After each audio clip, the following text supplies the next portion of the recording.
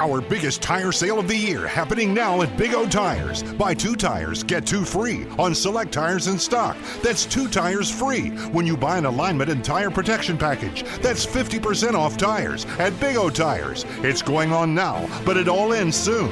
Buy 2 tires, get 2 free at all participating Big O Tires. Installation additional plus shop fee of up to 10% of non-discounted retail price, not to exceed $35. Hurry, sale ends Monday, President's Day.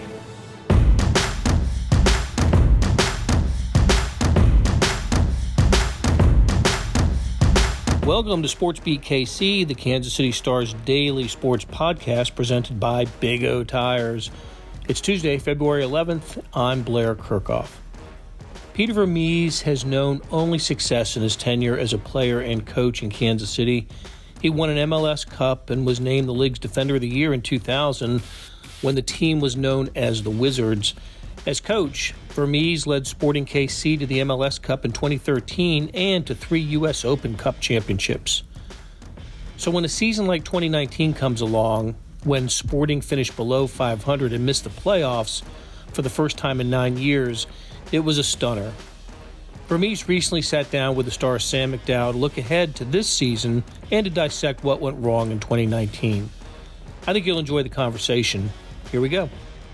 I know the first sort of process you go through in an off season is to figure out what went right and what went wrong over the previous year. So after an 8-year playoff streak ends, how did the self-scout process go?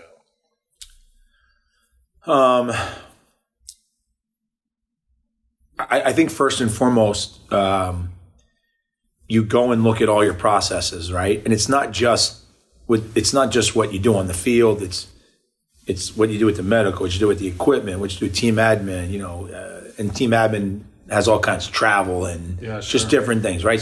So I went through all of that. And that was very healthy. Not, I don't want to make it sound like, because I look at those things all the time, but this was an incredible deep dive, if you will, this past year. Because of the way the season went, or just something you felt like the time was coming to do it anyway? Probably it's a combination of that, and also there was a time factor that was associated with our entire league, that a whole month was cut off from the league, so you had so much more time to do things we never did before, right? And then we didn't have to go to the combine, and there's just so much more time to do things. So that was one piece. Individual meetings with every player. Then I also met with, obviously, the staff, and I'm talking about the staff just for the first team. Then I also met with the staff of just our SKC2 group, and then the academy, because I wanted to get insights from them as well, not just on their property, but also things they think that may now or in the future have an effect on the first team. Mm-hmm. So we did all that, and then then from there it's now kind of being extremely self-critical, and then devising a plan going forward. That the last thing that I want to be is, I don't. You know me well enough from this perspective. I'm not blowing everything up now and starting from ground zero, right? Sure. Because there are a lot of things that also happened last year that I couldn't control, which also had an incredible effect on what transpired. And then there's other things that for sure we could manage better going forward. And then it's putting a plan together. But it's not just me sitting there and putting a plan together and saying, everybody, all right, here's the plan. It's basically putting something together and then discussing it with all the stakeholders and having their input, because I truly believe in collaboration, and that's why we have a staff. And so that formulates the plan. And then the next step is, when the players are there, you have to then sell the plan to them. Sure. And you got to get them to buy into it. I mean, you can tell them what the plan is, but if they don't buy into it, you got problems. Yeah. And then it's about that. The next step is now you're doing the plan and being flexible enough to move left, move right, sometimes slow down, sometimes speed up when need be.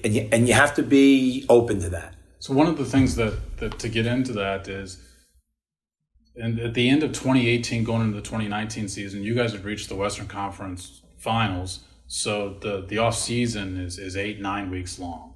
This year, MLS had already shortened its schedule, and then there's no playoffs. So it's an extra, month and a half, 2 months almost of an off season. What did you demand out of your players to do in the off season? Because you guys are already 2 weeks into preseason. So what kind of demands did you have on the players? And I'm guessing there was some research, the extra sort of thing that went into that, because it wasn't an off season schedule that you really had to plan for in the past. Yeah. So again, that's sitting down and going through, all the different departments, when you're creating the plan, part of that plan is an off-season training program. And so for me, really where it first started was assessing the team, assessing the individuals, and then creating the off-season training program. So there was that piece. Then you got to test all the players when they come in to see if they actually followed it. Yeah. And what the results were. What were the results? Fantastic. Really fantastic. They were really, really good. Do you feel like you've got a group that is motivated by the way last year went? Well, I know it's easy to go back and look at that and then say, where are you from that? You got to remember, brought a lot of new acquisitions in. You did. Yeah. They don't have any connection to that. They don't know. Sure. Right. So between the guys that have returned and them having pride in what they do, which in turn turns to motivation, right, to be better than you were, and then now using new blood and guys that are excited to prove themselves coming here, that's what we're all banking on that as we move forward.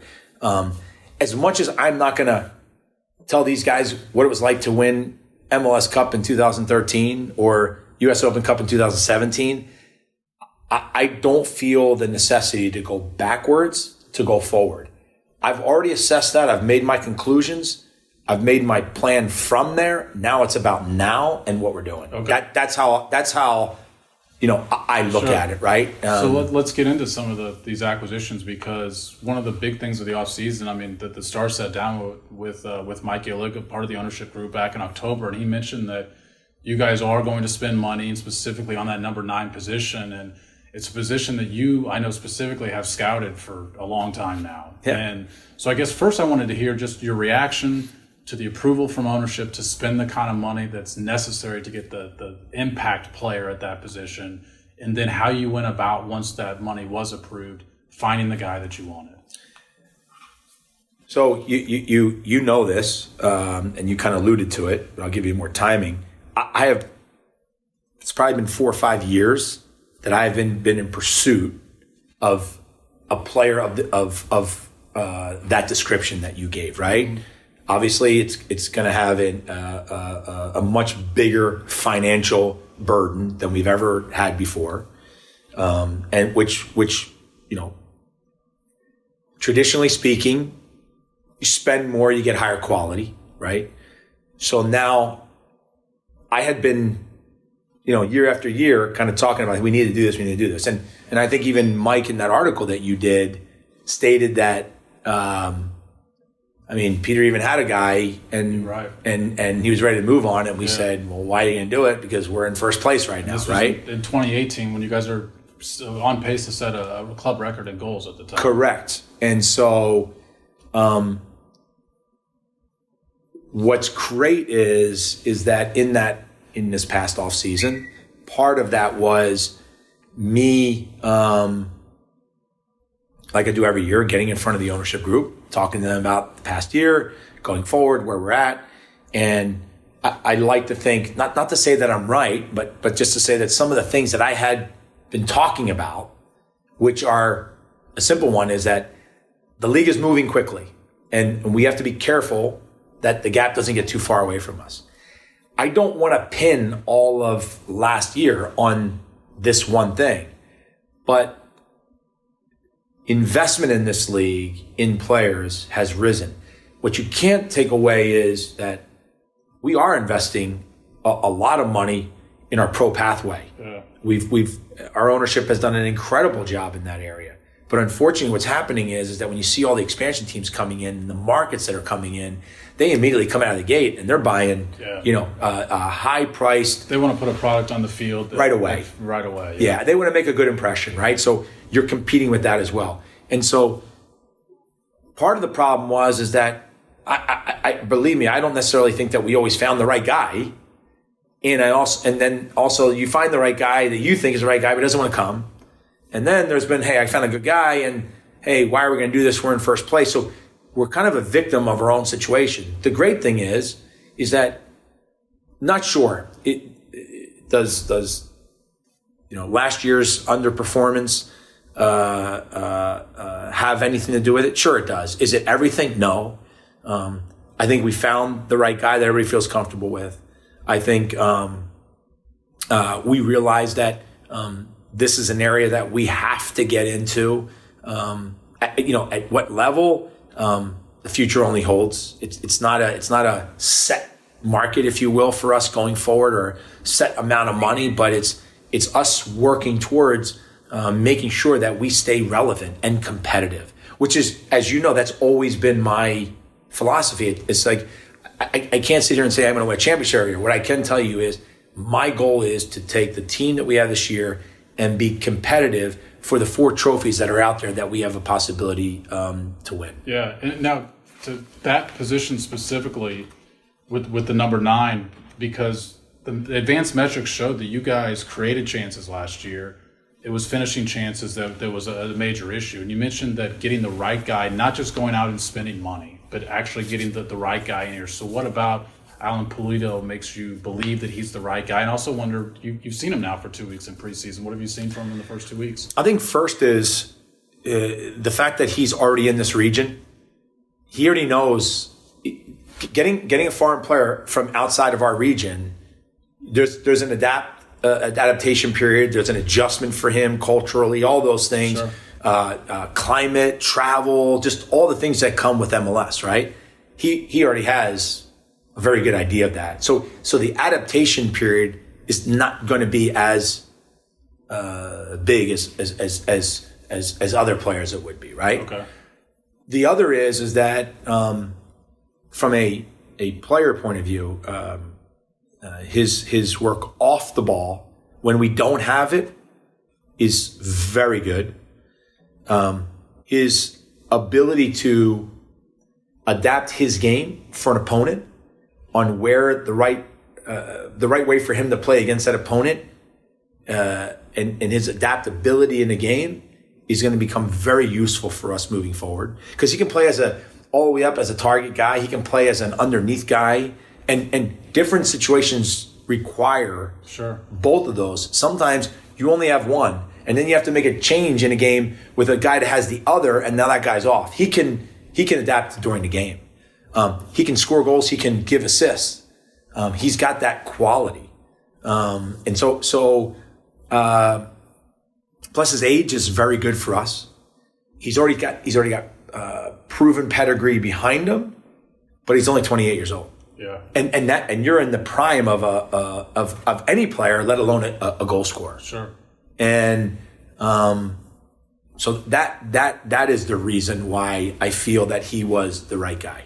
I want to touch on something else you mentioned a little bit, which was the pro pathway. The academy is something that we've seen sort of the fruits of the labor more recently, I think, than we did, because you're building it, 6-7 years ago. And now we've seen a lot of guys get in the lineup, a lot of guys that I think fans are pretty excited about their future. When you look at guys like Jalen Lindsey and Gianluca Buzio, what are your expectations for guys like that, and maybe some other guys that we've seen from your academy?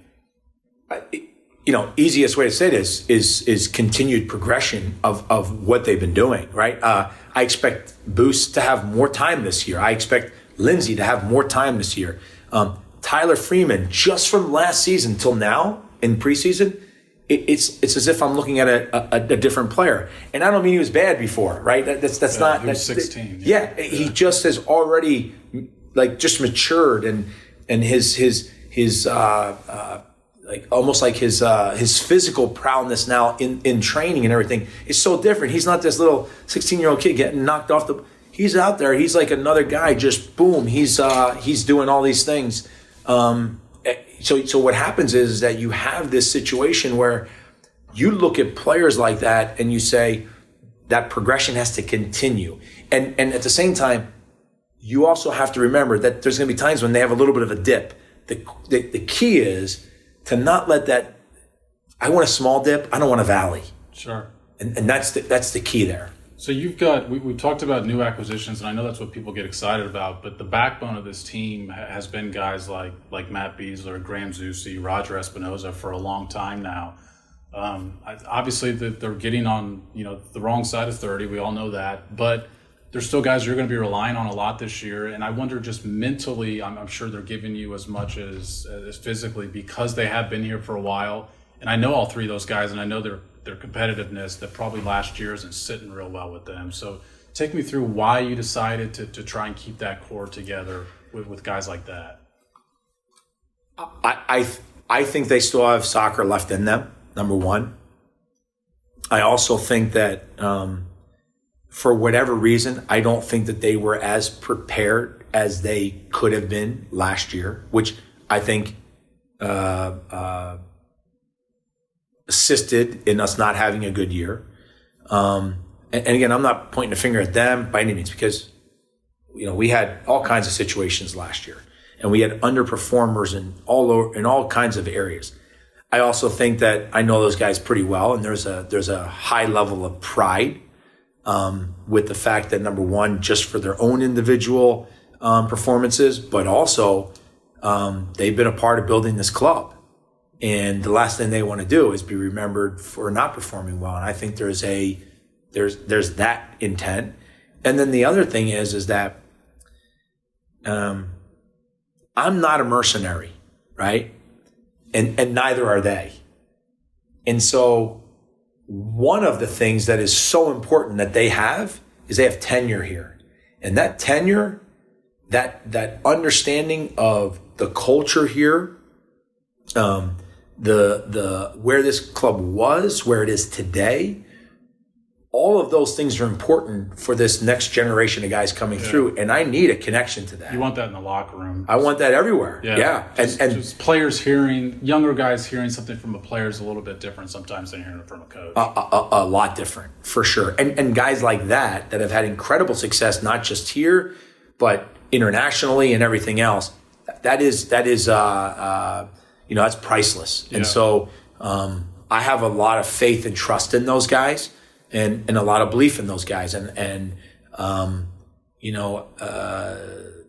when this club wasn't very good, they were still here working hard. We weren't very good last year. I don't think they're giving up on me, and I for sure am not giving up on them.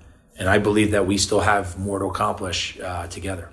Wanted to take just a little bit of a broader league view, which is we're speaking to you hours after they announced that the new CBA has come in. And I know that as a coach, you're kind of caught in the middle a little bit and not necessarily on one side or the other. But the reason I wanted to chat with you about it is because some of the new things that were installed, I think, just show the growth of this league since you have first been a part of it as a player and now a coach. I mean, there's guys that are going to be free agents as long as they're 24 years old and been in the league for 5 years, and the minimum salary is going to increase to over $100,000 eventually. By the time the CBA expires, you're going to have chartered flights, which has been a big deal for players. And I'm sure you and I could probably reminisce about how many bad flights connections and things like that you've been on. But what kind of stands out to you when you look at a deal like that? Do you sort of reminisce about the way things used to be? Well, where I would start off and say is, and I said this before, I think the first thing that you have to take into consideration is that I truly believe this. I think our ownership, right? There's no doubt in my mind that they want the best for the league, right? We coaching staffs, front office staffs, technical staffs, whatever you want to say, players. We sometimes forget that if those owners and their families didn't decide to invest in this project, we wouldn't have. Yeah, Kansas City wouldn't have a team. I wouldn't be doing this here. We wouldn't be talking, right? Yeah. I try not to forget that. I truly believe deep down that everybody wants to try to do the right thing. And sometimes what happens is the information maybe isn't exactly where it should be. You know, players might think, oh, everybody's just making so much money. And then the who knows, the other side is thinking, oh, you know what, they get paid too. I don't know. At the end, what I do know is that the progress that we've made from what you're talking about to sitting here today with, 26 teams active this year, 30 already under the expansion side of it, probably going to a couple more, to having as many individual soccer stadiums as we do, to the explosion of expansion in that it's not just how many teams are coming in, but when they come in, how good they are right away. And I'm not just talking about how good they are on the field, because it's truly a league that wants to grow. In that, I can't tell you how many expansion teams have come through Sporting Kansas City, front office, technical side, to gain knowledge of, we don't want to make this mistake when, they've already figured it out. Let's go see how they do it.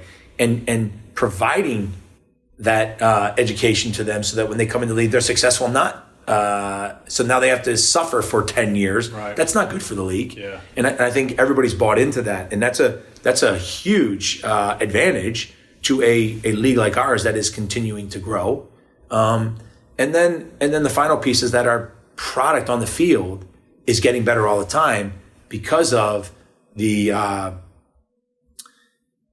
I really think the incredible investments that our owners have made in things like TAM.